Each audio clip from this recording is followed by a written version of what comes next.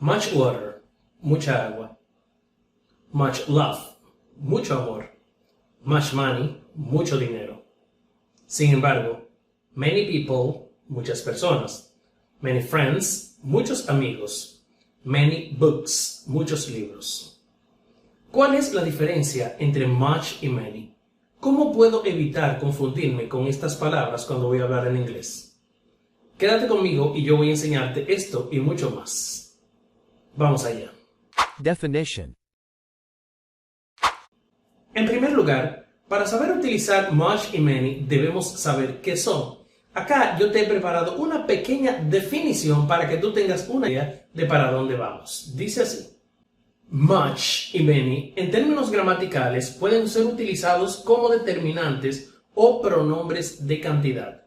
Es decir, que se utilizan para cuantificar aquello de lo que nosotros estamos hablando, aquello que estamos observando. O sea, vamos a utilizarlo para decir si es mucho o muchos, o mucha o muchas.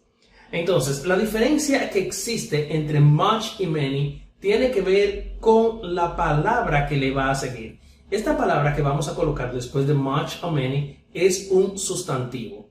En inglés, la palabra sustantivo se dice noun. Noun. Noun. Recuerda, esto va a ser muy importante. Noun. Nombre o sustantivo. ¿Pero el nombre de qué?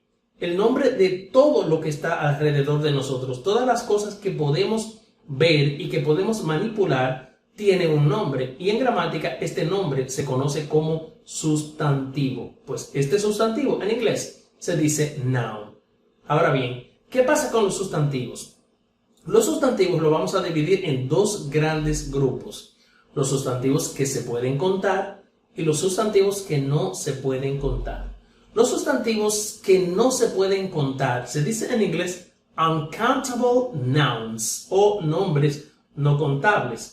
Estos van a abarcar una gama de nombres que nosotros no podemos medir en cuanto a unidades. Por ejemplo, el agua. El agua yo no puedo contarla en sí. Yo no puedo comenzar a decir una agua, dos aguas, tres aguas, cuatro aguas. O sea, la palabra agua es un nombre uncountable. Es un nombre que no se puede contar. Pues asimismo existe una enorme cantidad de palabras que sufren del mismo problema. Por ejemplo, la palabra money, o sea, la palabra dinero. Y nosotros tenemos aquí un pequeño problemita porque pensamos que el dinero se puede contar. Bueno, el dinero en sí, sí, pero la palabra dinero no. La palabra dinero es un sustantivo uncountable. O sea, yo no puedo comenzar a decir un dinero, dos dineros, tres dineros. No es correcto gramaticalmente. Por lo tanto, money es un nombre uncountable. La palabra amor, love, no podemos contarlos, no podemos decir un amor, dos amores, tres amores. También pertenece a este grupo. Los líquidos, o sea, como agua, jugo, leche, like water, milk, juice, estas palabras son uncountable nouns.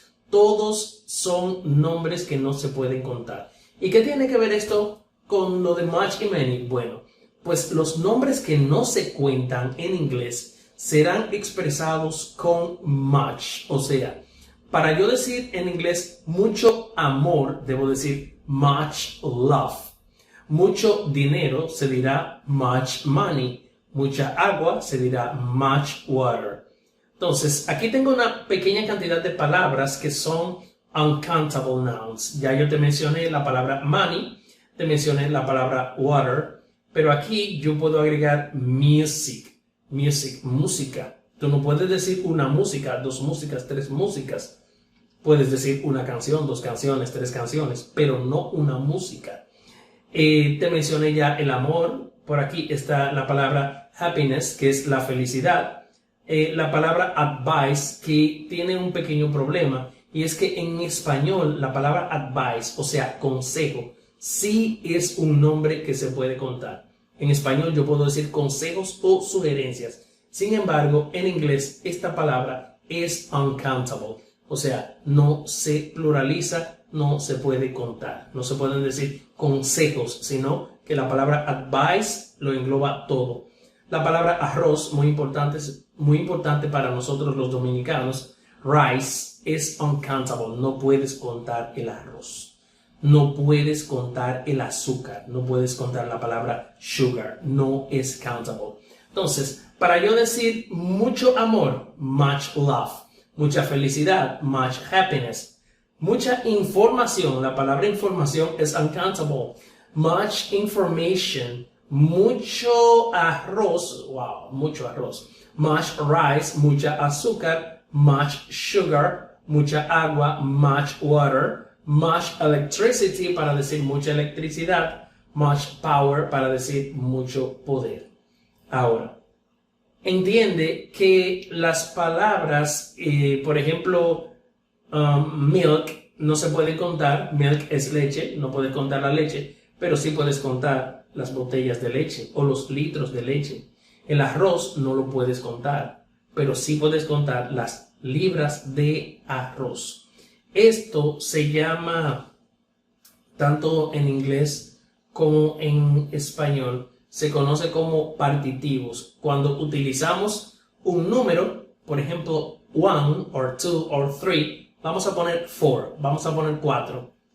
Un sustantivo, por ejemplo, la palabra libras, 4 pounds, la preposición of, que significa de, y luego un nombre que no se puede contar, como azúcar, sugar. 4 pounds of sugar, 4 libras de azúcar. Las libras sí puedes contarla, pero el azúcar, como tal, no puedes hacerlo. Entonces, en el caso de many, lo vamos a utilizar para nombres que se pueden contar, o sea, countable nouns. Estos nombres, en la mayoría, suelen ser objetos físicos que están a nuestro alrededor y, ¿por qué no?, dentro de nosotros, y porque tenemos órganos y cada órgano tiene su nombre, y si es un nombre, es un sustantivo. Entonces, por ejemplo, si yo veo libros que estoy viendo aquí al frente mío, libros, estos libros yo puedo dividirlo en unidades, puedo decir un libro, 2 libros, 3 libros, puedo contarlo. Pues entonces, para decir muchos libros en inglés, diré many books. Las casas, ¿puedo contarlas? Obvio que sí. Entonces, muchas casas se dirá many houses. Muchos problemas, porque los problemas nunca vienen en singular, siempre vienen acompañados. Y eso fue un decir. Muchos problemas, many problems. Las personas se pueden contar, obvio que sí. Entonces, para decir muchas personas, diremos many people. Muchos amigos, many friends. Y así sucesivamente. Entonces, ¿en qué yo debo concentrarme para dominar much y many? Ok, que much es para el singular y many es para el plural.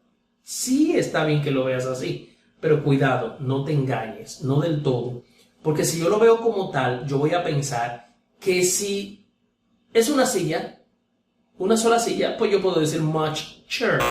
Obviamente no, porque no vas a decir mucha silla. No va a tener sentido.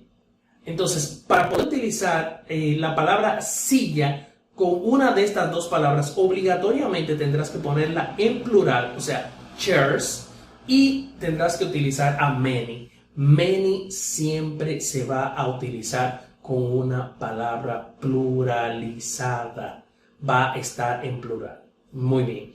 Entonces, no solamente tenemos el caso de much y many, sino que ellos tienen sus derivados. Cada derivado que tú puedes hacer con much, también puedes hacerlo con many. Por ejemplo, much es mucho y many es muchos. Pero how much significa cuánto y how many significa cuántos. Y se van a utilizar en la misma situación de lo anterior. Con nombres que no se cuentan va much y con nombres que se cuentan va many. Entonces, ¿cuánto dinero se va a decir? How much money. Pero ¿cuántos amigos se va a decir? How many friends. ¿Cuánta azúcar tú necesitas? ¿Qué tanta azúcar tú necesitas? How much sugar do you need? Ahora, ¿cuántos libros tú necesitas? Será how many books do you need? De igual manera, aparece so much, que significa tanto, y so many, que significa tantos o tantas, con la misma regla gramatical. So much para uncountable nouns y so many para countable nouns. Por ejemplo, si yo voy a decir, tú trabajas tanto, you work so much. Tú estudias tanto, you study so much. Te amo tanto. I love you so much. Sin embargo, yo tengo tantos problemas. I have so many problems. Ella conoce tantas personas. She knows so many people. Entonces, no es solamente dominar a much y many como tal, sino las construcciones que ha parido much y que ha parido many. Entre ellas, how much, how many, so much y so many. Es muy importante que cuando tú te aprendas un sustantivo nuevo en inglés, tú determines si ese sustantivo es un countable noun o si es un uncountable noun, para que sepas cuál de las dos formas vas a utilizar. Me aprendo el sustantivo currency. Currency significa moneda. La palabra currency traduce también la circulación, el corriente, el dinero que se está moviendo. Entonces, esta palabra currency es uncountable, pero yo ya lo sé porque yo busqué la palabra a ver si pertenecía al grupo de los que se cuentan o los que no se cuentan. Eso es lo que tú tienes que hacer, investigar, porque si no vas a cometer los mismos errores de cruzar a much y a many. Tienes que saber si la palabra que vas a utilizar después de much o después de many es countable o es uncountable. Haciendo un pequeño recap, te digo que aprendiste hoy que sustantivo en inglés se dice noun. ¿Y qué es un sustantivo? El nombre. ¿De qué? De todo. Cada cosa tiene su nombre. Si una palabra es un nombre, entonces en gramática es un sustantivo. Aprendiste que este noun, que este sustantivo puede ser countable o puede ser uncountable. O sea, puede ser que se cuente o que no se cuente. Y aprendiste que todos los sustantivos que son uncountable, o sea, que no se cuentan, se usarán con much y sus derivados. Much, so much, how much. Y que todos los sustantivos que se cuenten se van a utilizar con many. Pero no solamente con many, sino que también con sus derivados. Many, so many, how many. Much water. So much water. How much water? Many friends. So many friends. How many friends? Hoy te vengo a hablar sobre lo que son los determiners o determinantes some y any. Vamos a comenzar hablando sobre some. Some traduce algo, algunos, algunas, o sea, una cantidad no específica de algo. Lo vamos a utilizar en oraciones netamente afirmativas, pero también lo podemos utilizar para hacer ofertas, o sea, para ofrecer cosas esperando una respuesta afirmativa. Por ejemplo, si en inglés yo quiero expresar la oración yo tengo algunas manzanas, yo diré I have some apples. I have some apples. Nota que esta es una oración afirmativa. Ella necesita algunos libros. Ella necesita algunos libros. She needs some books. She needs some books. Haciendo referencia a que no estamos especificando la cantidad de libros que ella necesita. Como te dije antes, puedes utilizar a some para ofrecerle cosas a las personas, esperando siempre una respuesta positiva. Por ejemplo, would you like some coffee? ¿Te gustaría algo de café? ¿Te gustaría un poco de café? Do you want to drink some water? ¿Quieres tomar algo de agua? Do you want to drink some water? ¿Quieres un poco? Do you want some? Do you want some? Puedes notar que en estos casos estamos ofreciendo cosas a nuestro interlocutor, por lo tanto, esperamos una respuesta positiva de su parte. Ya lo sabes, usas a some en oraciones afirmativas o en oraciones interrogativas donde le ofrezcas algo a la otra persona esperando una respuesta positiva. Un detalle importante sobre some es que la cantidad de la que tú has hablado nunca será cero, siempre será algo por encima de cero. Some money, algo de dinero. Some problems, algunos problemas. Some water, algo de agua. Ahora hablemos sobre any. Su contraparte any significa algo, algunos, algunas, algún, pero también funciona como nada, ningún, ninguno o ninguna cuando lo utilicemos en oraciones interrogativas y negativas. Se utilizará para referirse a una cantidad no específica de algo, pero que esta cantidad puede ser cero. Por ejemplo, ante la pregunta, ¿tienes algún problema? En inglés lo expresaríamos, ¿Do you have any problem? Yo podría responder, yo no tengo ningún problema. Usaríamos el mismo any diciendo, I don't have any problem.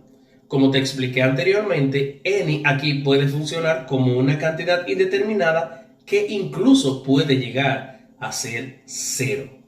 Tal es el caso de yo no tengo ninguna pregunta. I don't have any question. Yo no tengo ninguna pregunta. I don't have any question. Ella no conoce ninguna persona. She doesn't know any person. She doesn't know any person.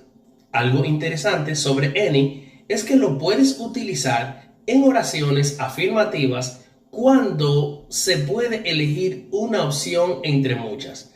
Por ejemplo, en la oración, tú puedes darme cualquier libro. You can give me any book. You can give me any book. Aquí any traduce cualquier, pero nuestra oración debe ser positiva, o sea, debe ser afirmativa. Ella puede escoger cualquier diccionario. She can choose any dictionary. She can choose any dictionary. Ahora vamos a ver cómo some y any se combinan con otras palabras para formar nuevas palabras. Por ejemplo, podemos combinar a some con one y tendremos la palabra someone que se referirá a alguien, o sea, a una persona no específica, sin especificar quién es esta persona, y de igual manera podríamos combinar a any con one formando la palabra anyone. Estas palabras que se derivan de some y any tendrán las mismas funciones que explicamos con some y any de manera individual. O sea, las palabras que uses y que formes con some se van a utilizar en oraciones afirmativas y las que formes con any se van a utilizar en oraciones interrogativas y negativas. Exceptuando los ejemplos que vimos anteriormente, cuando se ofrece algo o en el caso de que haya que elegir cualquiera de varias opciones. Entonces, yo tengo por aquí las palabras someone y anyone, que se refieren a personas, alguien o nadie, dependiendo de cuál de las dos te refieras. Y también tengo something y anything, que significan algo, y también nada, dependiendo de cuál sea tu oración. Por ejemplo, someone y también somebody, que significan alguien y se refieren a personas en oraciones afirmativas. Yo podría decir la oración, someone is at the door. Alguien está en la puerta.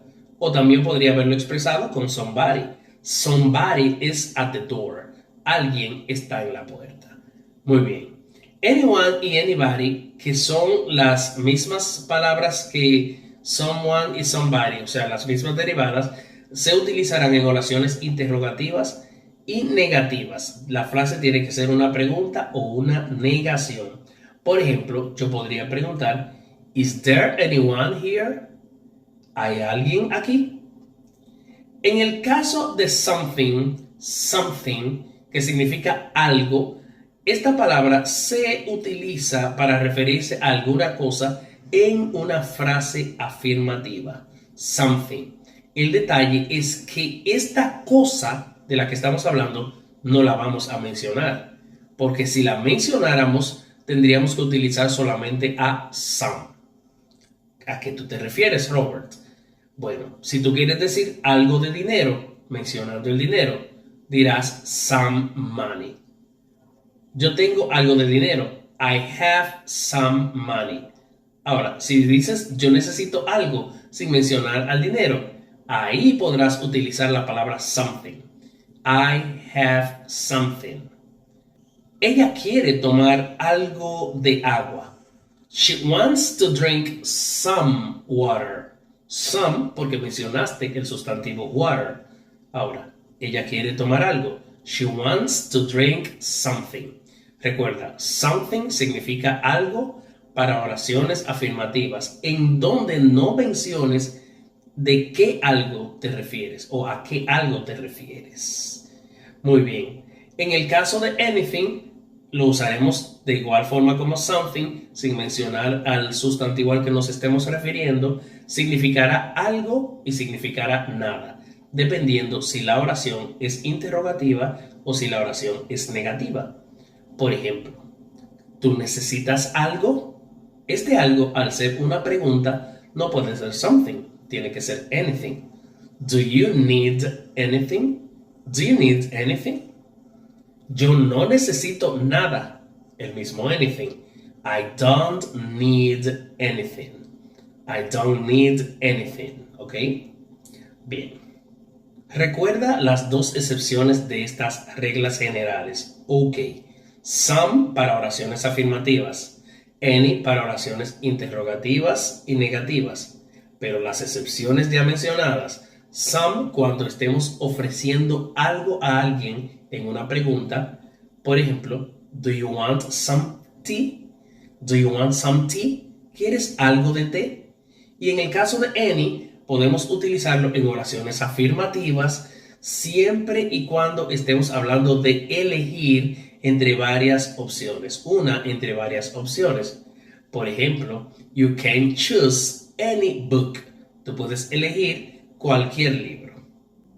En esta parte de nuestro video hemos llegado a un pequeño ejercicio. Yo te voy a mencionar algunas oraciones y tú me dirás si en esas oraciones yo debería completar con some o con any. Por ejemplo, oración número 1. I don't have blank space, espacio en blanco, money. ¿Será some? ¿Será any? Déjame saberlo en la caja de comentarios. Pregunta número 2. Can I have blank space, water please? Can I have blank space, water please? Número 3.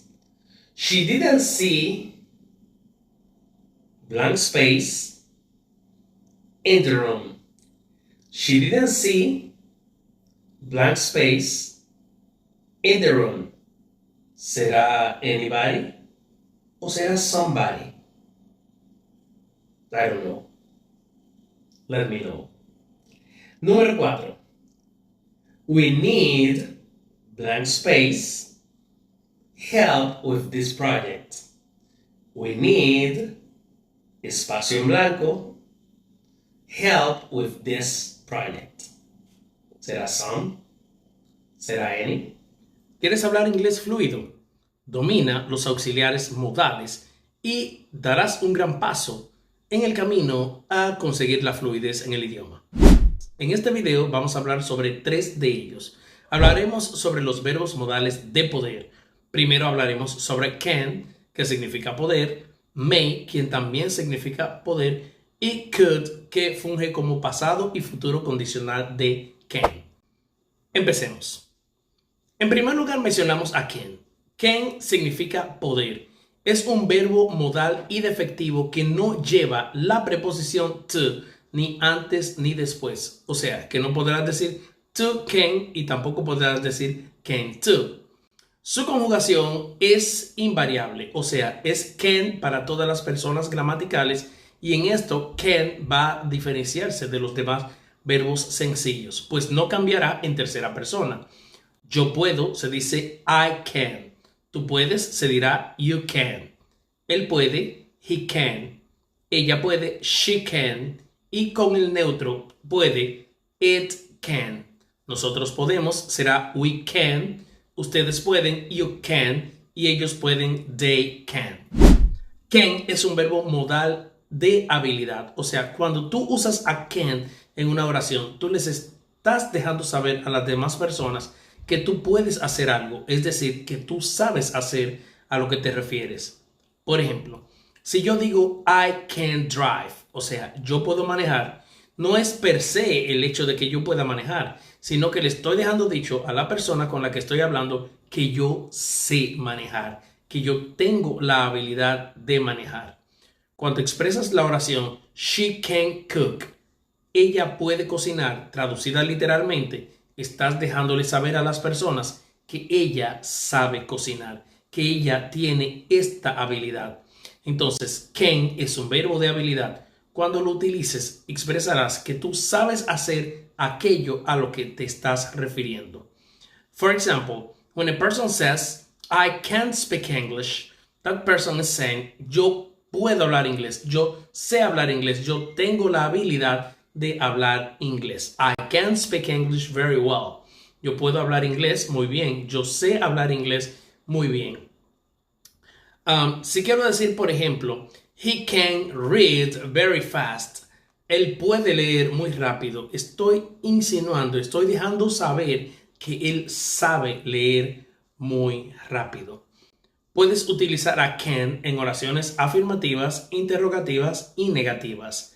En las oraciones interrogativas pondrás el auxiliar can delante del pronombre sujeto sin necesidad de otro auxiliar. Así que en vez de decir I can para preguntar, tú lo harás diciendo can I? You can se interrogará can you? He can será can he? She can she? It can neutro no para personas. Can it? We can, nosotros podemos, interrogando can we? You can, ustedes pueden. Can you? ¿Pueden ustedes? Y por último, they can, ellos o ellas pueden, será interrogado can they, colocando el auxiliar can delante del pronombre o sujeto. Un detalle importante es que yo puedo utilizar a can en este caso para pedir permiso de manera poco formal, o sea, es algo informal. Yo podría preguntarte, can I use your book? ¿Puedo usar tu libro? Estoy pidiéndote permiso para utilizar tu libro. También para hacer peticiones, por ejemplo, can you help me with my homework? ¿Puedes ayudarme con mi tarea? Can she come with us? ¿Puede ella venir con nosotros? En este caso, estamos usando a can en preguntas que serán respondidas yes, no. Por ejemplo, si yo te pregunto, can you drive a car? Tú puedes responder que sí o que no. Yes, I can. O usarás la negación de can, que será cannot. Y dirás no, I cannot, para expresar que yo no puedo. O puedes usar la contracción de cannot, que será can't. Can't. De igual manera, en las negaciones, como utilizaremos a can't, es invariable con todas las personas gramaticales. Yo no puedo se dice I can't. Tú no puedes será you can't. Él no puede, he can't. Ella no puede, she can't. No puede algo que no sea una persona, it can't. Nosotros no podemos, we can't. Ustedes no pueden, you can't. Y ellos o ellas no pueden, they can't. Ellos no pueden entender el alemán. They can't understand German. Ellos no tienen esa habilidad. Ellos no saben cómo entender este idioma. She can't speak French. Ella no puede hablar francés, queriendo dejar dicho que ella no tiene la habilidad de hablar francés, que ella no sabe hablar francés. Por último, can también puede expresar posibilidad en ciertos contextos. Por ejemplo, yo podría decir, it can rain later. dejando saber que puede llover más tarde, que hay la posibilidad de que llueva más tarde sin necesidad de asegurar que va a llover. It can rain later. Puede llover más tarde, puede que llueva más tarde. Ahora hablemos sobre el auxiliar could. Could. Este could puede funcionar tanto como pasado de can como también como el futuro condicional del mismo. Este se diferencia claramente en que en el pasado, por ejemplo, yo digo I could, sería yo pude. Pero ese mismo I could también podría ser en futuro condicional diciendo yo podría. Hablemos sobre el pasado de can, could. En este caso, could puede expresar una habilidad que yo tenía en pasado, algo que yo podía hacer. Por ejemplo, en la oración, when I was younger, I could run very fast.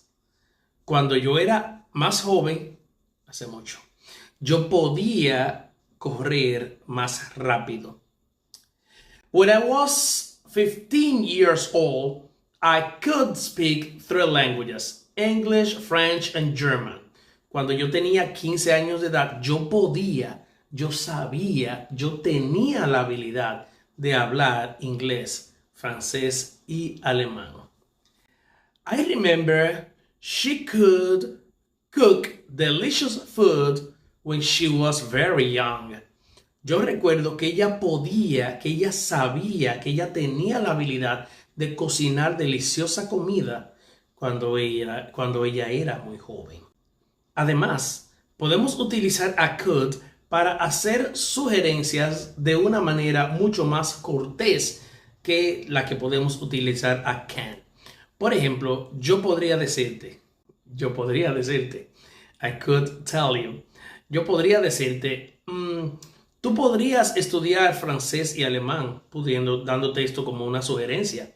You could study French and German. You could study French and German. Algo interesante sobre could es que sigue la misma línea de can en el sentido de que es invariable con las personas gramaticales, no cambia en tercera persona. Could es para todas las personas gramaticales. I could, yo pude. You could, tú pudiste. He could, él pudo. She could, ella pudo. It could, pudo. We could, nosotros pudimos. You could, ustedes pudieron. Y they could, ellos o ellas pudieron o también podían. Muy bien. Tu computadora, tu ordenador se crashó, como decimos coloquialmente. O sea, se quedó frisada. Un consejo que yo podría darte es este. You could try restarting your computer. Tú podrías intentarlo reiniciando tu ordenador, tu computadora. Un último caso donde te diré que podríamos utilizar a could es para pedir cosas, para pedir permiso de manera mucho más educada que con can. Por ejemplo, si yo quiero preguntar, ¿podría pedir prestado tu lápiz o tu lapicero? En inglés diría de esta forma, could I borrow your pen? Borrow es el verbo pedir prestado. Could I borrow your pen? ¿Podría pedir prestado? ¿Podría tomar prestado tu lapicero? Could I borrow your pencil? ¿Podría tomar prestado tu lápiz? Recuerda, esto utilizado de una forma más cortés que el auxiliar can.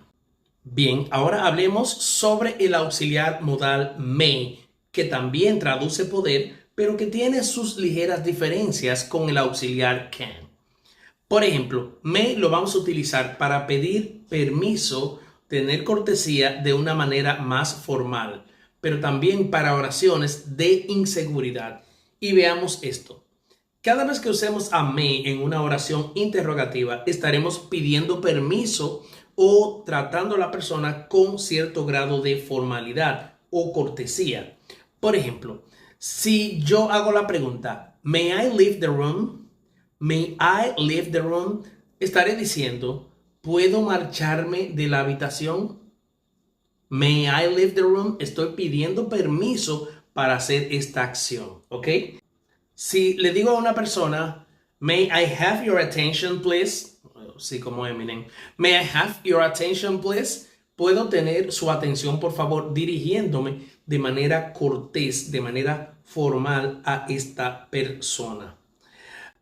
También lo utilizamos para tener cierto nivel de cortesía, especialmente cuando estemos hablando con clientes que llegan al lugar donde nosotros trabajemos. May I help you, sir? ¿Puedo ayudarle, señor? El cliente entra a mi tienda a comprar. Ok, may I help you, sir? May I help you, madam? ¿Puedo ayudarle, señora? Entonces estoy teniendo cortesía porque Ken es un auxiliar como un poquito más de confianza. No significa que con Ken no tengamos cortesía. Sí la tenemos, pero may tiende a ser más formal que Ken. Bien, esto es en las oraciones interrogativas. Cuando queramos utilizar a may en oraciones de inseguridad o de posibilidad o probabilidad, la oración tendrá que ser afirmativa. Por ejemplo, si yo digo, she may come back later. She may come back later. Estoy diciendo que puede ser que ella regrese más tarde. En este caso, may puede traducir como puede que. Puede que algo pase. Tenemos la situación de que en español nosotros ponemos al sujeto de la oración después de puede que. Yo digo puede que yo, puede que tú, puede que él, puede que ella, puede que mi hermana. Sin embargo, en inglés, este sujeto de la oración no puede salir después de may, porque si pusiste a may primero, estás haciendo una pregunta y estarías pidiendo permiso. En el ejemplo anterior que dijimos, puede que ella regrese más tarde. Si pones a may delante, may she come back later, estás pidiendo permiso para que ella regrese más tarde. En vez de decir, puede que ella regrese más tarde. Esto nos invita a no pensar las oraciones en español, sino a tener dominio de la gramática ya directamente en el idioma inglés. Puede que llueva más tarde. It may rain later. It may rain later. Eso es una oración de inseguridad, de posibilidad. Crea una posibilidad de que algo suceda en el futuro. Yo no estoy asegurando que va a llover. Yo estoy diciendo que es posible que esa agua caiga más tarde. Cuando digo la oración, puede que él compre un carro. En inglés expresaré, he may buy a car. He may buy a car. Puede que él compre un carro. He aparece delante porque yo no estoy preguntando.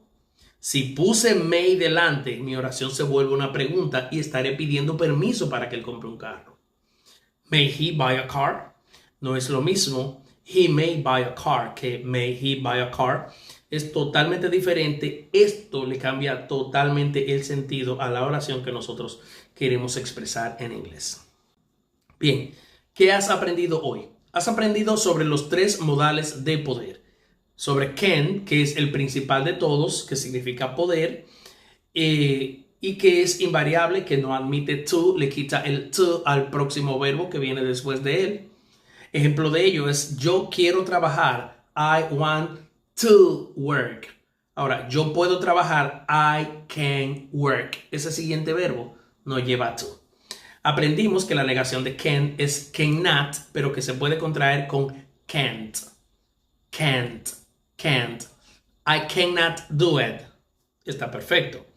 I can't do it. No puedo hacerlo. Aprendimos que para interrogar colocamos a can delante del pronombre sujeto. Can I, can you, can he, can she. También aprendimos que el pasado y futuro condicional de can se dice could y que de igual manera expresa habilidad, que lo utilizamos para expresar acciones que podíamos hacer en el pasado, o sea, cosas que ya sabíamos hacer. I could drive when I was 15 years old. Yo sabía manejar cuando yo tenía 15 años de edad. Y por último, aprendimos sobre may, que significa poder igual que can, pero que es mucho más formal que él y que dependiendo si yo quiero expresar permiso o cortesía o expresar inseguridad, lo utilizaré en oraciones afirmativas o en interrogaciones. Por ejemplo, si yo digo, may I call you later? Estoy pidiendo permiso para llamarte más tarde.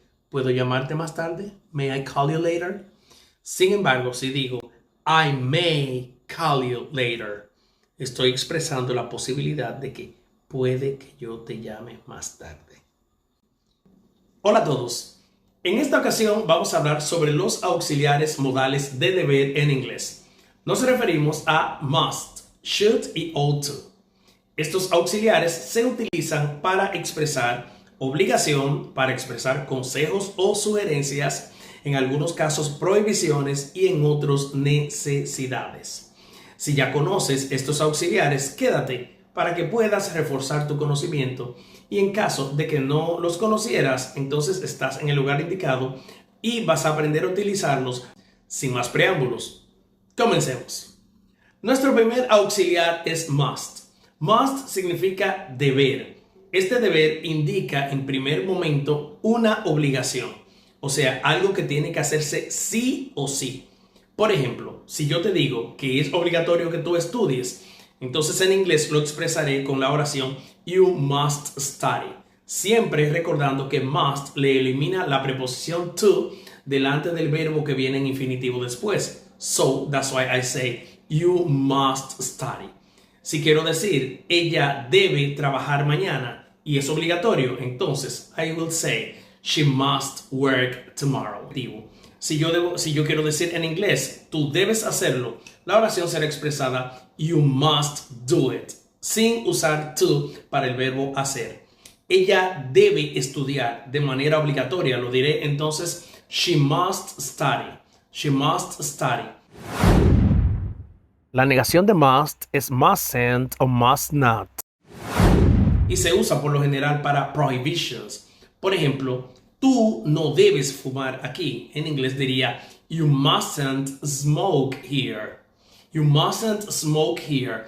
Él no debe aparcar, él no debe, como decimos los dominicanos, parquear enfrente de la puerta. En inglés, he mustn't or he must not park in front of the door.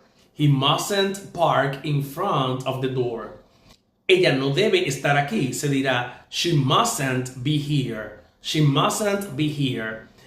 Un ejemplo que podríamos dar de must es el siguiente. Tú debes usar el cinturón de seguridad mientras manejas. You must wear the seat belt while driving. You must wear the seat belt while driving. O sea, quieres decir que es obligatorio utilizar el cinturón de seguridad mientras se maneja. Imagina que tu hijo quiere salir a jugar con sus amigos y le dices, tú debes terminar tu tarea antes de salir. En inglés expresarás, you must finish your homework before going out.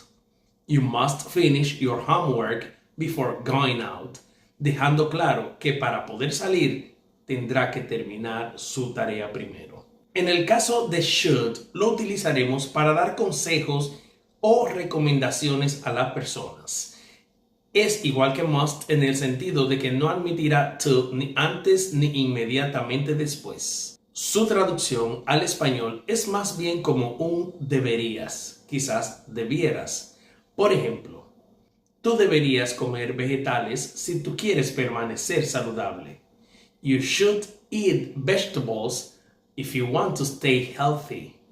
Nota que también le quitó el to al verbo que venía después. You should eat.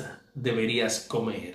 Tiene una negación. Su negación es should not o shouldn't. Shouldn't. Shouldn't. Y de igual forma se utiliza para dar consejos sobre cosas que no se deberían hacer. Por ejemplo, tú no deberías comer comida chatarra. You shouldn't eat junk food. You shouldn't eat junk food. No deberías comer comida chatarra. Ella no debería estar aquí. She shouldn't be here. She shouldn't be here. Otro caso es la forma interrogativa de should. Puedo utilizarlo para yo personalmente o tú personalmente o cualquier persona pedir consejo. Should I? ¿Debería yo? Should I? ¿Qué debería yo hacer? What should I do? What should I do? Should I call her? Should I call her? ¿Debería llamarla? Nota que en estos casos no es obligatorio hacer la acción, pero este consejo sería bueno seguirlo. En un último caso tenemos a ought to, también pronunciado ought en el inglés norteamericano. Este básicamente es similar a should, o sea, indica una recomendación, quizás un consejo o una sugerencia, pero tiende a ser más formal y también tiene implicaciones morales. Por ejemplo, you ought to study harder if you want to pass the test. Tú debes estudiar más duro si tú quieres pasar el examen. You ought to study harder if you want to pass the test. Como te dije antes, puede tener implicaciones morales. Esto indica hacer lo que es moralmente correcto. Por ejemplo, I ought to respect my elders. I ought to respect my elders. Yo debo respetar a mis mayores. I ought to respect my elders. Entonces, como es hacer lo correcto, es un deber moral. Por lo tanto, se deberá utilizar ought to o pronunciarlo ought. Tú debes ayudar a tu amigo. You ought to help your friend. O quizás, you ought to help your friend. You ought to help your friend. Nota que es el único de los modales, tanto de poder como de deber, que admite el to, pero solamente después. Un pequeño recap. Recuerda que must significa deber. Su negación es mustn't. Mustn't o must not indica algo de fuerza, o sea, es obligatorio hacer lo que se te está diciendo. Tú debes hacerlo de forma obligatoria. You must do it.